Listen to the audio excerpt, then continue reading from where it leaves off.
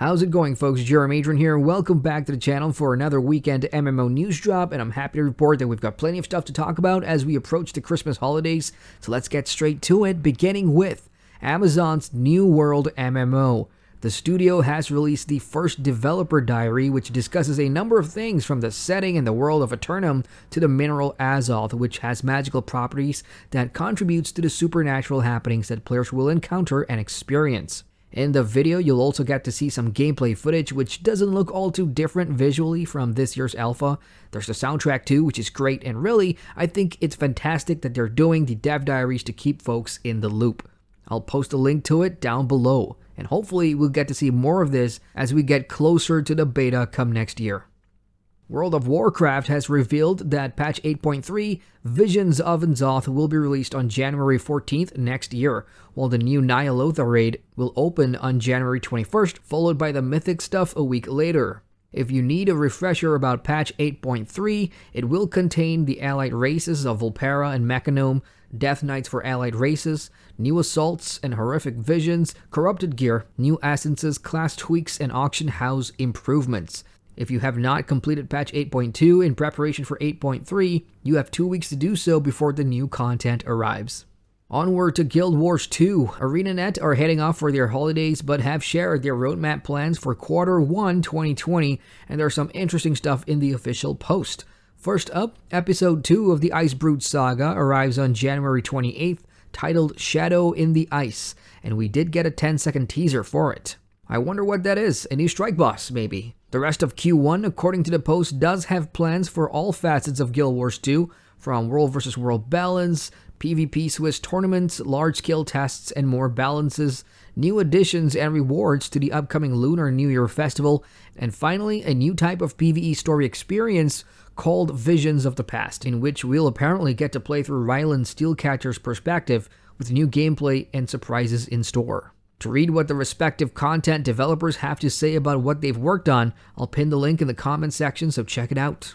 The New Life Festival is currently underway in the Elder Scrolls Online, and for new players, if you haven't done this before, simply grab the quest starter from the events section of the Crown Store and go get that Bretta's Bottomless Mead Mug collectible, as it provides you with a 2-hour, 100% XP boost when consumed. You can keep refreshing this buff throughout the event until January 2nd when it ends. Plus, it stacks with other XP buffs in game, so do make use of it. If you don't play the Elder Scrolls Online and are looking to get in, ZeniMax has turned on the Winter Holiday Sales, which means you can grab any of the Elsewhere Chapter editions on sale for various platforms like the PC, PlayStation 4, and the Xbox One, and the sale runs all the way into the new year.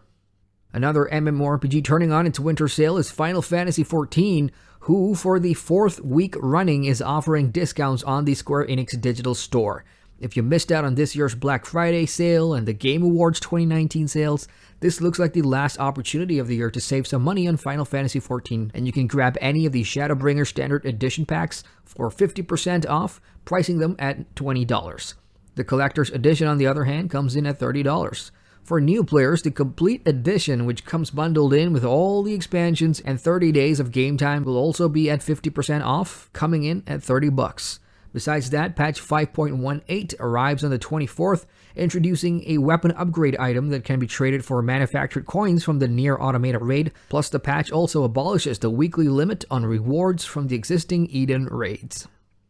Black Desert Online has some big news for players now, and it's about the new Guardian class. The Guardian, which is the game's 19th class overall, will be released on January 22nd next year, and you can pre-register for it on the 24th of December. The Guardian is a battle axe and shield-wielding female combatant from the mountains who's a devout follower of the ancient dragon Omua. The press previews includes the teaser trailer that you're watching, plus a snapshot of her skills like Boulder Crush and Mountain Slam, which does nothing when described in words. We need to see it in action. Otherwise, the Musa and Meiwa classes both got succession updates this past week, and as of right now, BDO is part of the winter sale too, with the base game discounted at 60% off on Steam and on the official websites.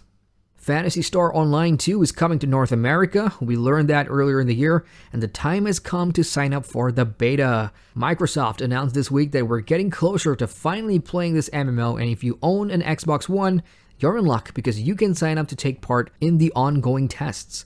Unfortunately, it is an Xbox One exclusive that's limited to the United States and Canada, so if you're eligible, you can register from within the Xbox Insider Hub on your Xbox One or Windows 10 device.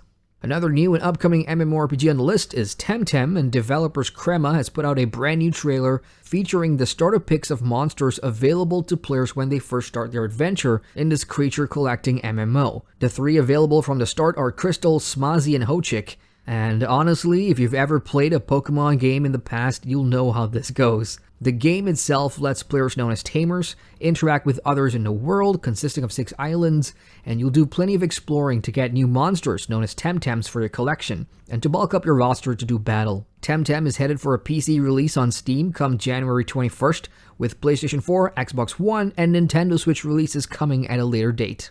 For ArcheAge and ArcheAge Unchained players, Gamigo's December update has gone live this week, and it features things to do like the 3v3 Snowball Arena, where players take on each other in the spirit of Christmas for a chance at rewards, which will be determined by the version of ArcheAge you play. The Fall of Hiram City hard mode instance is now available as well, and requires at least 15 votes before switching to the hard mode. Elsewhere in-game, there's 50% discounts on synthesis rates for Hiram gear, main quest gear, and more, so be sure to check out the patch notes below for all the detailed breakdowns. For those who want to check out ASTELLIA, there's some good news as the game will be running free trial weekends, beginning with this weekend and every weekend until Sunday, January 5th.